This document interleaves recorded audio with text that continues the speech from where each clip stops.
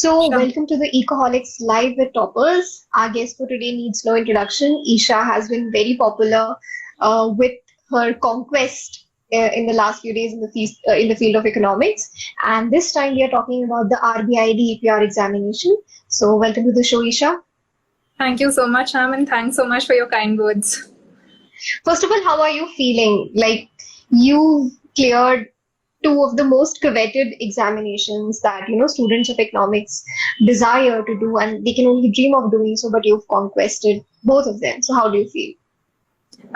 Ma'am, definitely, I think as I mentioned earlier with the team as well, that I've always wanted to be in the field of economics after having pursued my bachelor's and master's in economics. So initially, of course, I was very, very happy and I'm very thankful to everybody who made it happen. But at this point, since the news has sunk in, I'm really looking forward to what's there up next for me because it's just start of yet another journey. But definitely very happy and very excited to move forward in this field, ma'am. So we've already spoken to you about the Indian Economic Service, but today's discussion is going to be about the RBI DEPR examination. As we all know that RBI conducts three types of examinations, and out of them, DEPR is like the lesser known exam.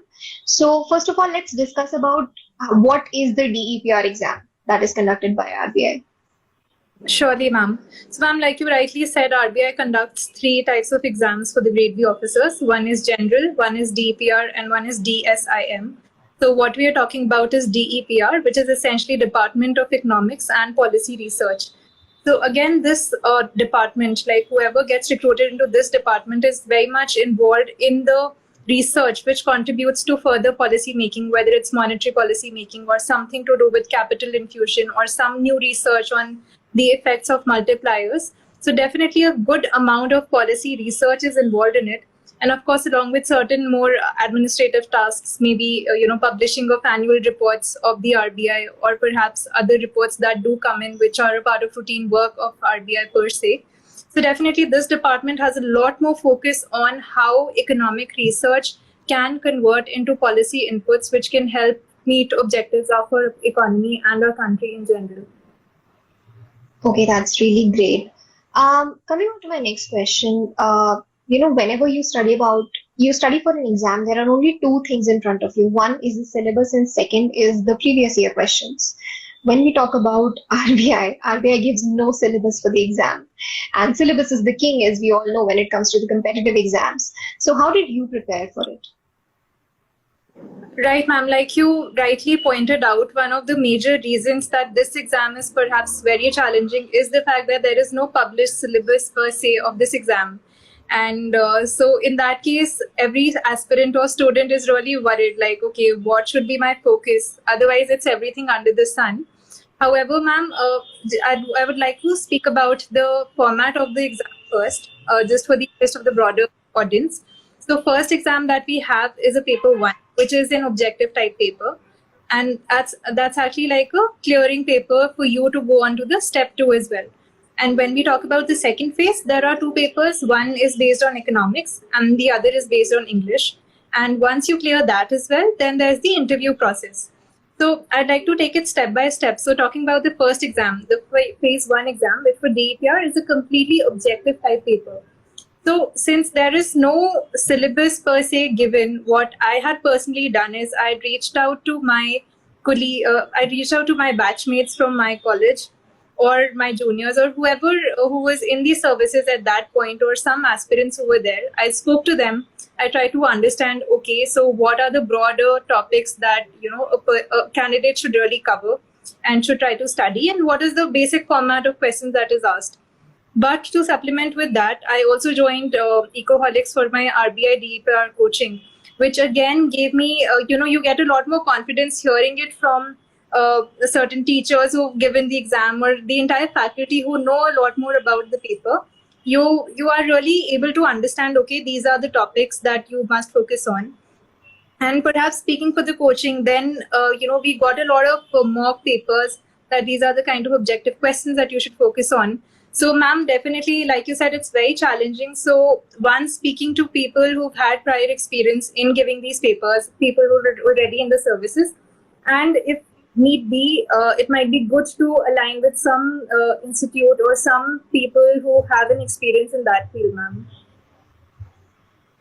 That's great, Isha. I'm glad we could contribute to your journey in however minor way we could, and it's great. So we talked about like there's a different sort of preparation required for phase one since it's an objective type, and there's a different sort of preparation for paper two since it's subjective type. So can you enlighten the students on the sort of books that you read that you refer to for studying for both these papers?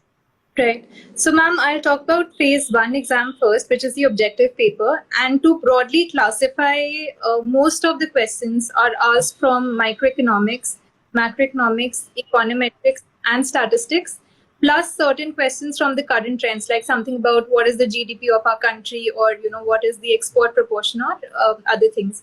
So, I'd like to start by microeconomics. So, for microeconomics, we need to practice a lot of applied numericals. Let's say something like utility maximization or cost minimization or profit maximization or different kind of markets that exist in our economy. So this is a lot of an applied paper.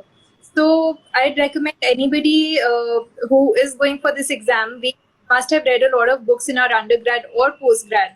So going through those very basic topics and trying to solve a lot of numericals, because there you also have like a time constraint. I mean, speaking from my personal experience, I think we need to manage our time really very well, because after a point you're like, I want to read a lot more questions, but unfortunately I don't have so much time for that. So I think preparing a lot before the exam would really help. So again, I would not recommend one particular book, but I'd recommend any resource which has like a lot of numericals for you to solve, so that you get a hang of it. So that would be about microeconomics. And speaking about macroeconomics, again, if you think about it, a lot of questions from the ISLM model or the Mundell-Fleming model or the exchange rate conversions would be something that would be, or definitely money multipliers, that would be something that is certainly very, very important. So again, I'd recommend one particular book, but any book that the candidates have come across in their past, which have a lot of questions, that is something I would suggest. Or maybe you can also go online and search for questions on ISLM or on certain topics to just practice online. About econometrics, I believe, ma'am, that is where a lot of questions come from, and even a lot of 4 markers in the objective paper does come from econometrics, and they are actually very calculation intensive. So the formulas and the concepts need to be on your fingertips for any candidate to perform very optimally in that subject. So if you have all the formulas on your fingertips, if you have your concepts clear, that would really help. So I actually made Porter as a book, because it has a lot of questions also that you can solve. And for statistics, I'd recommend having basic things on your fingertips, like all the correlation formulas, anything to do with mean, standard deviation, central tendency measures. That would be something that would be very, very helpful. So broadly, this should cover majority of the questions that do come in the phase one exam. Of course, this is not exhaustive, because there is no syllabus per se that has been given, but I'm speaking from my personal experience and whatever I've heard from the candidates who've given the exams earlier, ma'am. And if we This talk was about paper two, yeah. Yeah, definitely. So now paper two, phase two actually, that has 2 papers. One paper is on economics, wherein we have to attempt, it's a descriptive paper. So the format basically, I think, is about us to attempt 5 out of the 10 questions that the exam gives. Again, the format might change over the years, so I'd recommend everybody to read the notification very carefully if they've given any details. But speaking about that as well, most of the topics that do come in paper are on Indian economy, something like poverty, something about the recent sustainable development goals or aspirations of the economy. Agriculture is also a very important topic. So definitely all the important Indian economy topics, I'd say you should know about agriculture broadly, industry sector, the services sector. And again, the monetary side of it, definitely know about the foreign exchange mechanisms that do exist, the export-import composition. Then the other part, apart from the Indian economy, is macroeconomics, wherein we should know about all the Mundell-Fleming models, current account convertibility, all the main topics which could come under the purview of macroeconomics. Then third integral part is development economics, a lot of growth models like Harry-Dormer model, Harris-Todaro model, which we've read, a lot of it we've read in undergrad and postgrad. That would be something that's very critical. And I think we can also go to the RBI website where there are maybe 4 or 5 past year papers on phase 2 for the EPR just to get like a reference.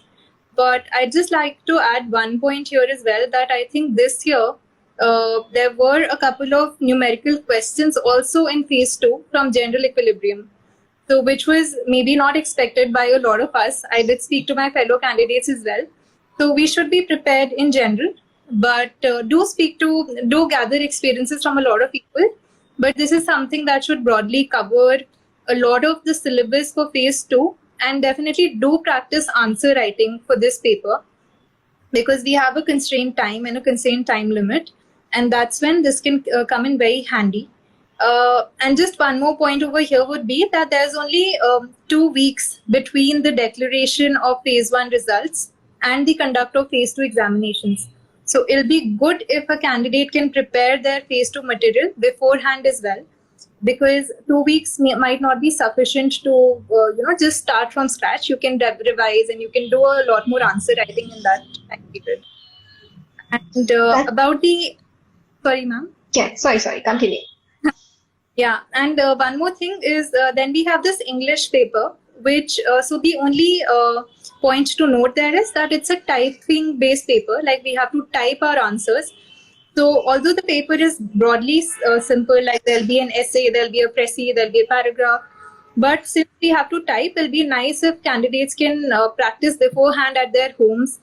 Some 4 or 5 questions, they type it out so that when they are in the exam environment, that does not become a challenge. Because we are generally used to writing on a pen with a pen and a paper, but maybe not typing as much. So I think that is something that I would highly recommend for anybody who's aspiring to give this exam, ma'am. That's a lot of information to process, Isha. I'm sure the students must be thinking about it. One of the very common questions that we get asked very frequently is how big of a role does graduation play in a student's life when it comes to competitive exams? Because I know that you graduated from DSE. What do you think was the contribution of your graduation, post-graduation into clearing this exam? So, ma'am, again, if I'm not wrong, one of the eligibility criteria of this exam is that you must have like a postgrad degree in economics.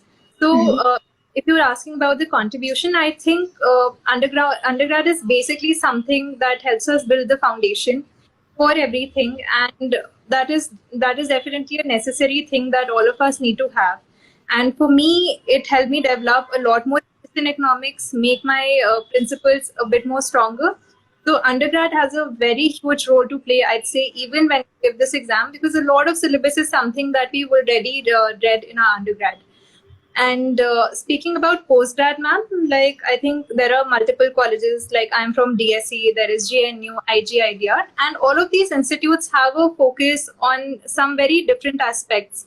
So for example, DSE and ISI is said to be a lot more quantitative, whereas JNU is said to be a lot more into policy oriented, or rather a lot more theoretical in that sense.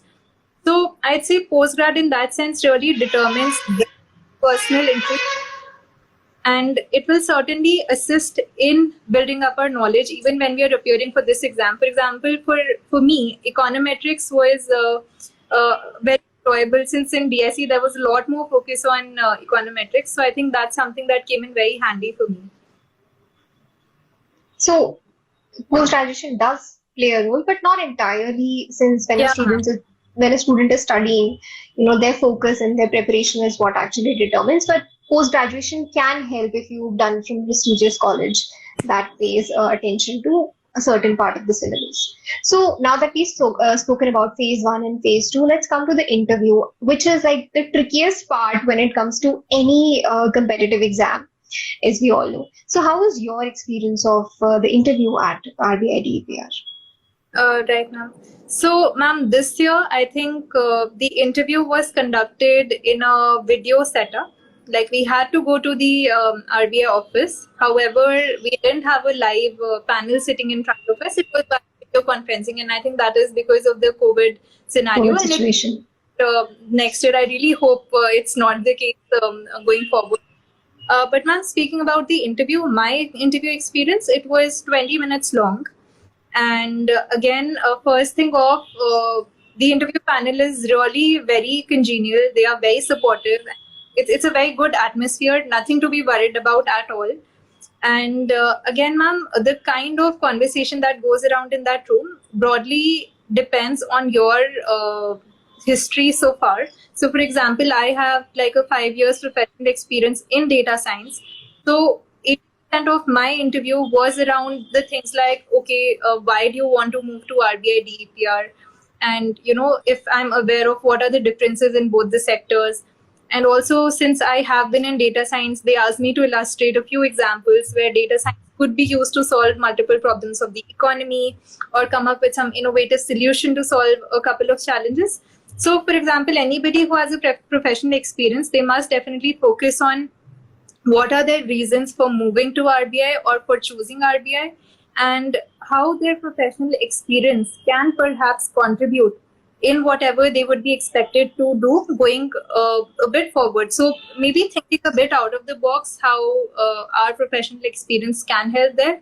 For students who are maybe doing their MPhils or they are pursuing their PhDs, whatever they've done in their theses or papers, their areas of interest could be something that would come in very handy. And second aspect would be definitely focus on current affairs. So day in and day out, I'm sure every aspirant follows some business newspaper, some news of RBI will come in that, you know, this index has been launched or this new thing is happening or these are the unconventional liquidity measures that is going on. That is something that we should definitely focus on.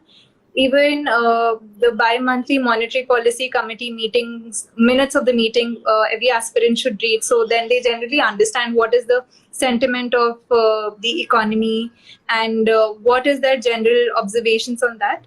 And just a general tip on the whole, we should try to keep very balanced answers, uh, uh, supported by facts, lesser by emotions. So I think that that's something that all of us as candidates can keep in mind. And rest, I think being happy and being confident on top of that will help in general. One of the very popular questions that we are getting after this answer is what newspapers did you refer to while you were preparing for the examination? Ma'am, so I used to refer to Mint. Reason being, I used to find a couple of articles from there very, very interesting and a lot of information about whatever is happening in the business/finance domain. That was really helpful. On Sundays, I'd read The Hindu. Some aspects of that I liked a lot more, but Mint is basically the paper that I was following very regularly.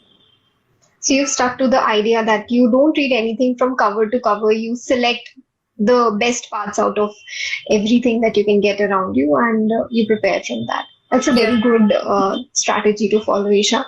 So, also, one of the very popular questions that we do get asked by students is now that you've given both the exams, you've given IES and you've given RBI, we can make a comparison out of this. So, what do you think when it comes to the difficulty level? What do you think is the comparison between IES and RBI DPR? So, ma'am, so again, you would like to understand the comparison between the exam for both of them? The difficulty level. Yeah. So I think, ma'am, I'll speak first about RBI since that's the running topic here at the moment. So as we already discussed that the paper happens in two phases and one is like a clearing stage. And so I think that's one of the most important challenges when we talk about RBI DPR because there is a need to perform really well in the phase one itself to even move on to the next step. So that is one thing that's different from Indian Economic Services exam because there everyone gives the mains paper. Second thing here in RBI that is challenging is that there's lack of syllabus. There is no clearly defined syllabus, whereas IES gives a very clearly defined syllabus of all the topics. And Thirdly, ma'am, here again, like there's a twist in that typing paper for English. So that is something that is different from Indian economic services, which is necessarily not tough, but something that certainly a candidate should keep in mind while preparing for the exam. So talking about Indian economic services, ma'am, as we all know, there are 6 papers that get conducted, and each paper is 3 hours each, and it's conducted over a span of 3 days. So I feel in Indian economic services, there's a lot of syllabus that needs to be covered. And since there are 6 papers, which also includes general knowledge, there's a lot more scope that needs to be covered. Another challenge in Indian economic services is that since it's a descriptive paper, 3 hours each, it becomes mentally and even physically very, very tiring to give that exam. So a candidate needs to prepare for that as well, that, you need to maintain your consistency through the 3 days to be able to perform very, very optimally, ma'am. So, I mean, these are broadly the differences between both the exams, and they have their challenges of their own. So, but having said that, since I've gone through that journey, nothing is very difficult if we all try to plan our things right. So, for Indian Economic Services, we also need to do our preparation physically to be able to sustain those 3 days of exams. And again, mentally, the thing is there in both the exams, but nothing is impossible to crack if we plan well for everything, ma'am. So it was like having to compare apples and oranges. I Yeah. understand that. Completely different examinations cannot be compared when it comes to the difficulty level. Also, so as we talked about IES having a very defined syllabus and RBI not giving any syllabus for the DPR examination, would you say that the preparation time required for both the exams is pretty much similar? Um, so, ma'am, I'd say that if anybody is preparing for the Indian Economic Services exam, since that has a very huge syllabus, a lot of whatever comes in DEPR might get covered by that. Reason Mhm. being, if anybody looks at the Indian Economic Services syllabus, it is almost everything under the sun that could be covered at a basic level for economics. So it nobody gives preparation for the RBI syllabus, but this strategy for RBI has to be a bit different because those objective paper, which is completely numerical based, requires a different kind of practice before the exam, which is like a lot of numerical based practice, which necessarily need not be the case for IES. So I think, ma'am, speaking about preparation time again, it is very personal to every individual, depending upon what they are pursuing side by side. Some people, some candidates might be working, some might be pursuing their other studies, and might have certain other responsibilities, and even the comfort level with the subject. So at this point, I'd not like to specify any particular time duration that might that needs to be given, but certainly for economic services, there would be a lot more time that needs that is required for the preparation that you need to have. All right.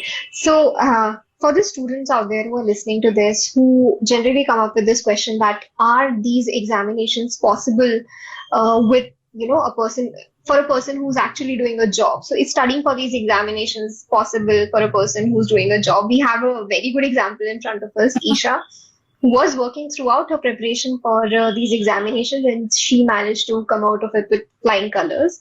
So it is possible. You just have to be that dedicated. So one very personal question that I'm going to ask you, Isha, you're from an army background, right? Did that discipline or anything help you in this, or does that have a contribution into your preparation, into your selection?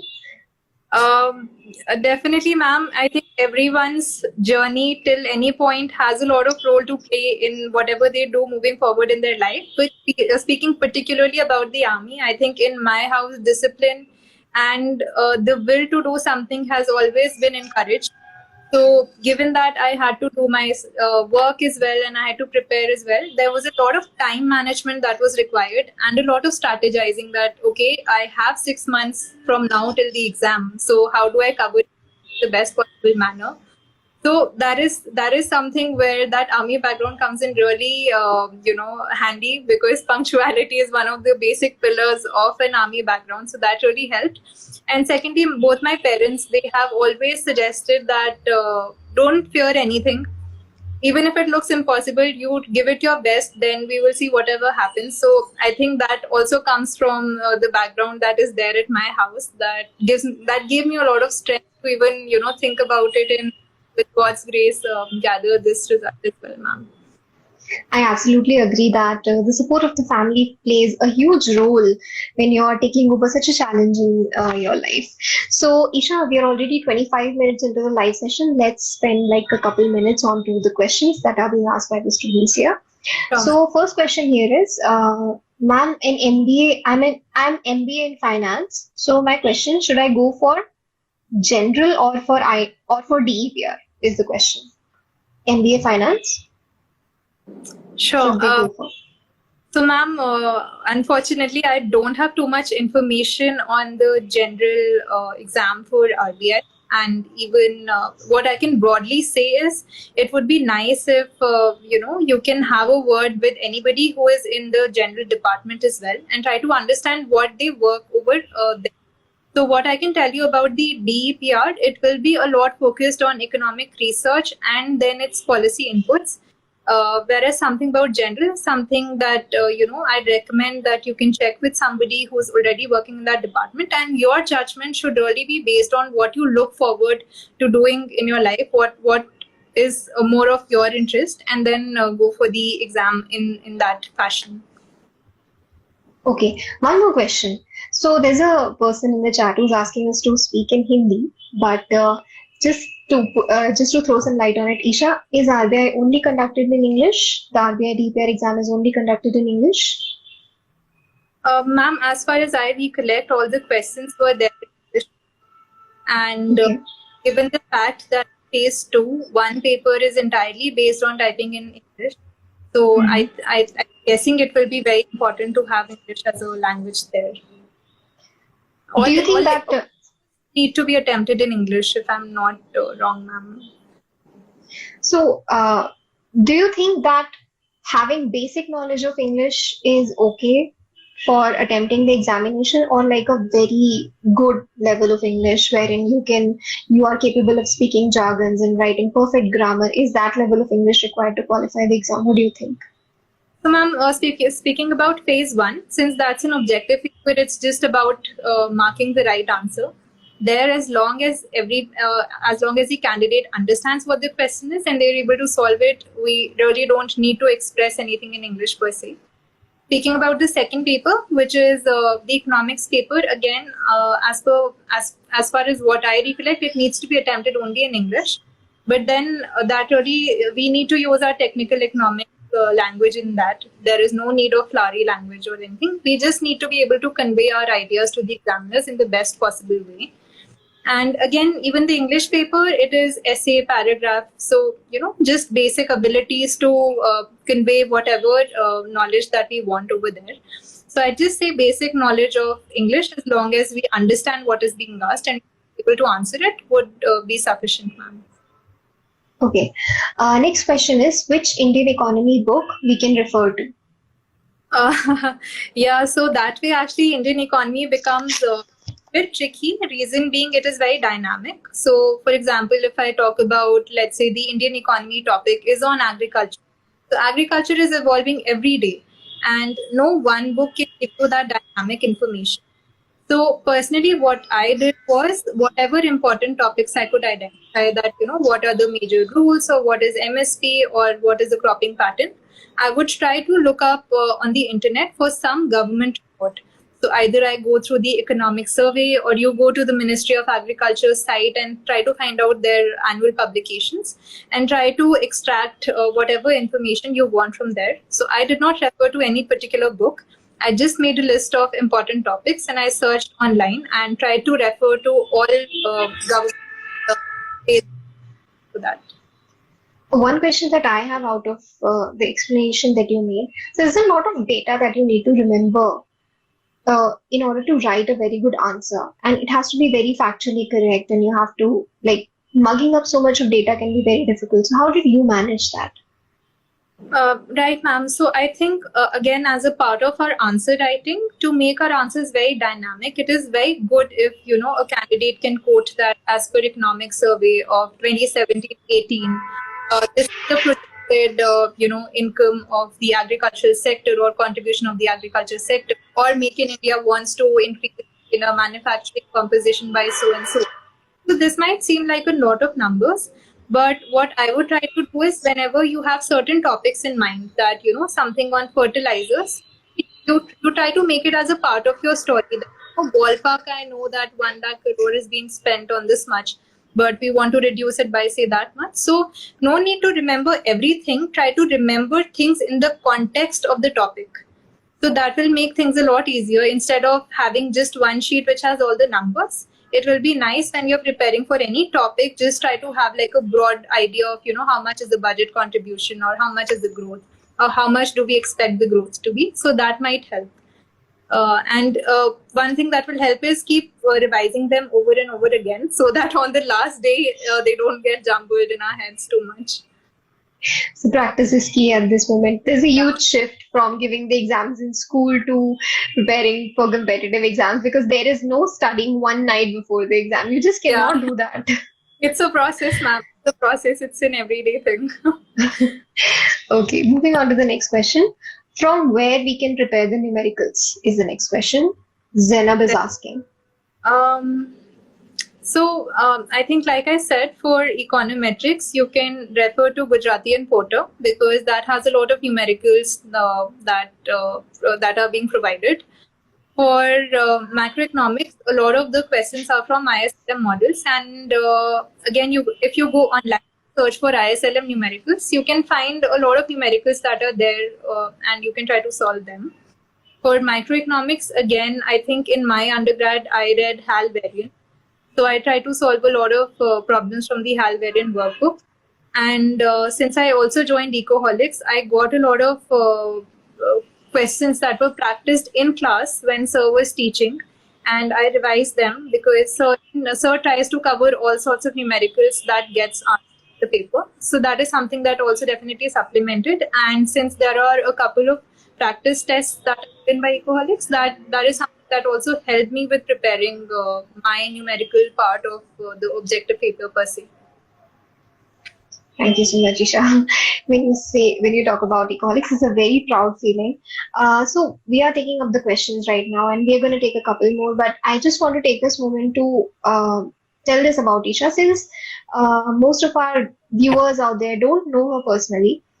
I have never seen such a humble topper as Isha. I've met a lot of toppers in my life, and I've never met one as humble as Isha is.